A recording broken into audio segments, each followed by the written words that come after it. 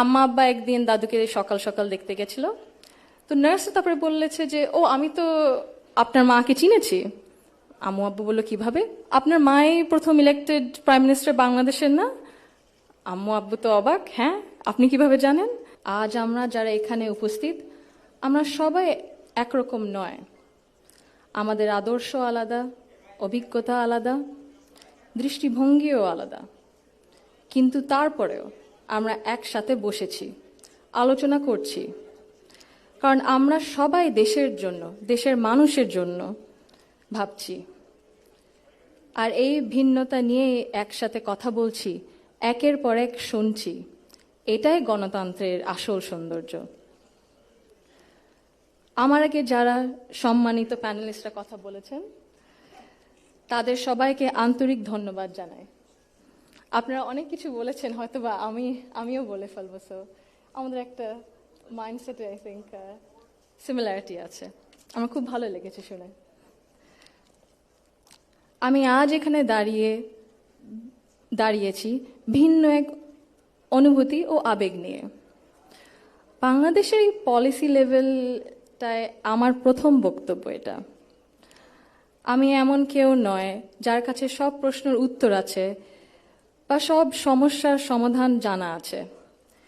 তবু আমি বিশ্বাস করি নিজের ছোট্ট জায়গা থেকেও সমাজের জন্য, দেশের জন্য কিছু করার আন্তরিকতা আমাদের সবার মধ্যে থাকা উচিত।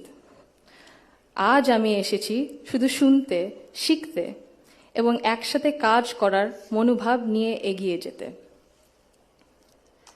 Today's dialogue is about women shaping the nation. But before we speak about shaping the future, we must be honest about the everyday lives, reality shaping women's lives in Bangladesh. My earliest understanding of women's roles in society came from my family, as it does for most of us. Long before we encounter policies or laws or institutions, our homes become our first classrooms. They teach us what is possible, what is acceptable, and what is expected. In my home, certain things were never questioned. It was never questioned whether a woman could pursue an exemplary medical career while raising a family. It was never questioned whether a woman could build a nationwide social welfare organization on her own merit. It was never questioned whether a woman was fit to lead, to command authority in a room full of men.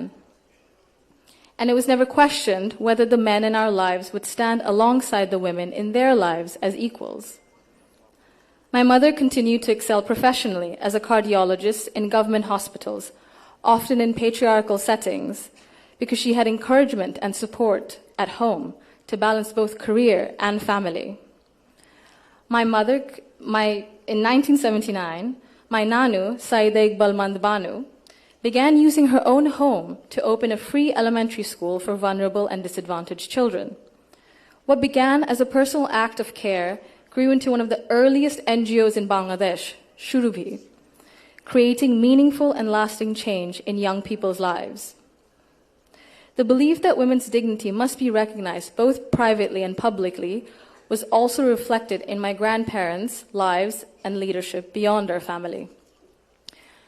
My grandfather, President Zaima Rahman, understood that development was incomplete if women were excluded. He saw women as capable contributors at home, at work, and in public life. And that belief carried into the choices he made as a leader. Under his leadership, the expansion of the garment sector meant millions of women entered formal work for the first time, gaining independence and income. The creation, then, of the Ministry of Women's Affairs reflected a conviction that improving the lives of women and girls required intention and structure. These were not just policy decisions, but they were an extension of the values that he lived by personally. That foundation was carried forward by my grandmother, Begum Khaleda Zia, who understood the transformative power of education that gave women voice, choice, and confidence. Under her leadership, girls' education was treated as a right, not a privilege. Free secondary schooling, alongside programs such as Food for Education, Cash for Education, helped keep millions of girls in schools and change the course of families across the country. Her female secondary school assistance project achieved gender parity for the first time in secondary education and became a model replicated beyond Bangladesh.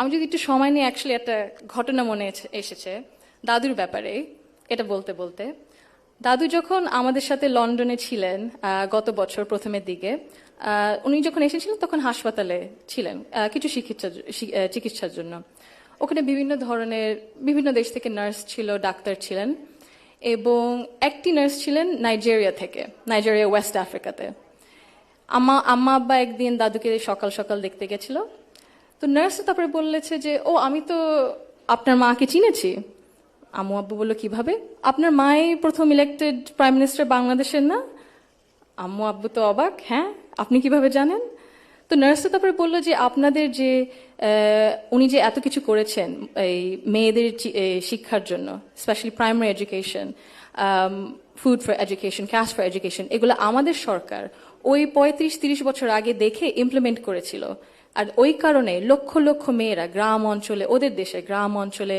বিভিন্ন জায়গা সদরে এখনো শিক্ষা পাচ্ছে অন্তত primary education লেভেলে so ভাবলাম একটু শেয়ার যদি করি এখানেই করবো আপনাদের সাথে জি She also understood that education alone was not enough if women were not supported to remain in public and economic life. Supporting women to access credit, build livelihoods, and grow small businesses mattered.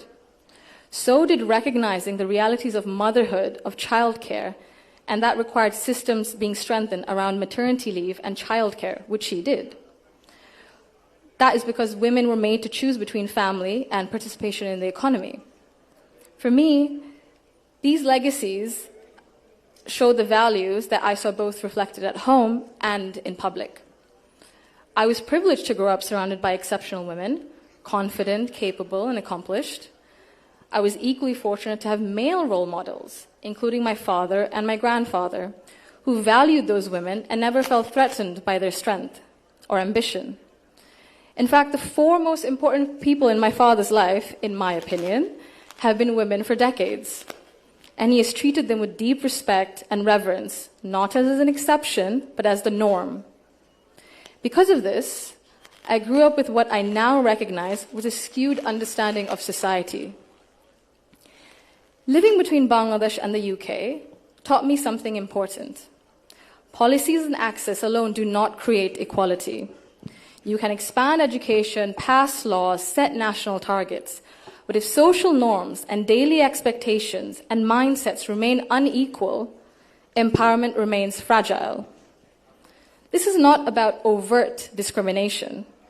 Inequality often survives through habit and comfort, through what feels normal. In Bangladesh, women still perform around 85% of unpaid household and care work, spending over 7 times as many hours as men on this labor each day. This work is valued at 19% of our GDP and remains largely invisible in economic planning and national decision-making. This makes something very clear. Gender equality is not a women's issue, it is an economic and national issue.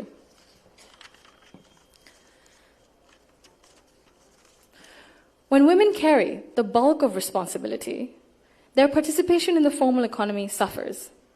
Despite significant gains in girls' education, women's labor force participation in Bangladesh remains below 40% compared to over 80% for men.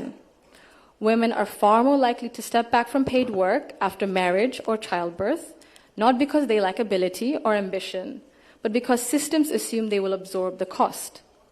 This imbalance begins early. Girls are expected to adjust their ambitions around family needs, while boys are rarely taught that responsibility and care are shared obligations. Over time, this became structural and progress stalls. Women are already leaders, and many of those leaders are in this room today. Women who have carried institutions, families, movements, and communities forward, generation after generation. Bangladesh's progress bears your fingerprints, even when history has not always said your name out loud. This brings me to a central point. Belief means nothing without action. To the men among us, our fathers, our brothers, our sons, our husbands, our colleagues and friends, your support for women's rights matters. Your celebration of women's success matters, but equality cannot survive on words alone. If systems and expectations continue to rely on women's sacrifice as the default, inequality continues comfortably. Fathers, in particular, I believe, have a unique role in breaking this cycle. I'm an only child, and I never was once made to feel that my parents wished for a son instead. My father once scolded someone for even asking that question. He understood that while I was treated with respect and care at home, the world outside would not always be the same. So he made sure that I could navigate it with confidence. What shaped me were not his speeches, but his consistency. Through his daily choices, he showed me what I should expect from the world. This is how change becomes sustained. When men confront in our lives, in our homes, unconscious bias honestly and model their behavior through respect and action, they create space for women not just to survive, but to thrive. In Bangladesh, the cost of inaction is visible. Girls' dropout rates sharply rise during adolescence. Women in public life, in leadership, face harsher judgment. In Bangladesh alone, there's a statistic that 78% of women have faced harassment online, primarily from Facebook. Education and opportunity collapse if inequality at home and in mindset remains untouched. And for a country facing climate change, economic and political transition, demographic pressure, Bangladesh cannot afford to sideline half its population through exhaustion and social expectation. When women are welcomed rather than sidelined, they do not only change their own lives, they change the future of their families and the future of the nation. If Bangladesh wants real progress, not symbolic success stories, but sustained national development, then empowerment cannot stop only at classrooms, only in offices or policies. They must reach our homes, our institutions, and our mindsets, and it must be the responsibility of all of us. I thank you all for engaging in an inclusive dialogue today that reflects the true spirit of progress. Thank you.